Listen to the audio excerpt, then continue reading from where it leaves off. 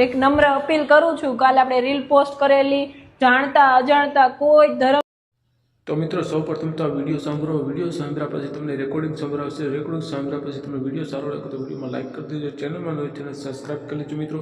ચાલો મિત્રો વિડીયો સાંભળો, ત્યાર પછી રેકોર્ડિંગ પૂરું સાંભળો. એક નમ્ર અપીલ કરું છું, કાલે આપણે રીલ પોસ્ટ કરેલી જાણતા અજાણતા કોઈ ધર્મ જાતિવાદને જો ઠેસ પહોંચી હોય ને તો દિલથી માફી ચાહું છું. આવો શબ્દ બોલીને કોઈની લાગણીને ઠેસ પહોંચે ને એવો મારો ઈરાદો જ નહોતો. રાજકોટ, અમદાવાદ, વડોદરા ઉપપ્રમુખ જોડે આપણે વાત કરી લીધી છે ને માફી માંગી લીધી છે. દલિત સમાજ અને બધા સમાજને હું માફી માંગુ છું. આગળ જતા અમારા તરફથી આવી ભૂલ નહીં થાય ની બાંહેધરી આપું છું. અને કોઈની દીકરી અને કોઈની બેન સમજીને મને કઈ આઈડિયા નથી. ઇન્સ્ટાની આઈડિયા હતો એ ડિલીટ થઈ ગયો છે. હેલો. હા બોલો ને. હા બેન, આપણે કોણ બોલો છો? ફ્યુઝન આર્ટ ગેલેરી માંથી વાત કરું છું. Fusion art gallery. ક્યાં ગામથી? સુરત.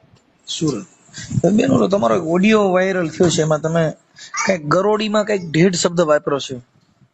શું થયું છે? તમારો છે વિડીયો તમે ફેસબુકમાં મૂક્યો હોય ને, હા, એમાં તમે શું બોલો છો ખ્યાલ છે? ઢેઢ ગરોળી એવું. એટલે એને ઢેઢ ગરોડી કહેવાય? એટલે અમે કાઠિયાવાડી કેતા હોય એટલે બોલ્યા હોય. અમે કાઠિયાવાડી જ છીએ. તમે મૂળ કાઠિયાવાડ ક્યાં ગામના?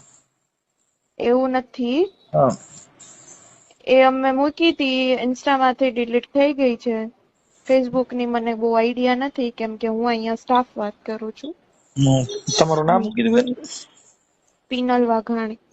પીનલબેન વાઘાણી. એટલે એમને પણ એમાં શું છે કે એને ભીત ગરોડી કહેવાય. હા હા. ભીત ગરોડી. હવે ભીત ગરોડી એ કોઈ જાતિની ગરોડી ન હોય. ગરોડી જાતિની આવે એમ વાત નથી. એ અમારા જે સ્ટાફ છે ને એ લોકો કાઠિયાવાડી છે, સમજ્યા તમે? તો એ લોકો ત્યાં ઢેઢ ગરોળી કેતા હોય એટલે એવી રીતે બોલી છે ને કેસ થાય બેન, કેમ કે ઈ છે ને ઈ બાબત છે, એને કોઈ જાતિ પ્રત્યેથી કોઈ ગરોડી ન થાય. ગરોડીની જ ગરોડી પેદા થાય. ગરોડી કોઈ જાતિમાંથી ન થાય. એટલે એને કોઈ જાતિ ઉપર ગરોડી નું શબ્દ લેવું ઈ વ્યાસબી વાત થોડું છે. હા, એને ભીત ગરોળી કહેવાય. ઓકે. હા, અને ઈ વિડીયો તમારો છે ને તમે અપલોડ કર્યો છે તમારી ઓલી ચેનલોમાં. હા, એ તો ડિલીટ થઈ ગયો છે. કેમાં મૂક્યો તો? ફેસબુક માં મૂક્યો તો કે ખાલી ઇન્સ્ટામાં? મને કઈ આઈડિયા નથી. ઇન્સ્ટાની આઈડિયા હતો એ ડિલીટ થઈ ગયો છે.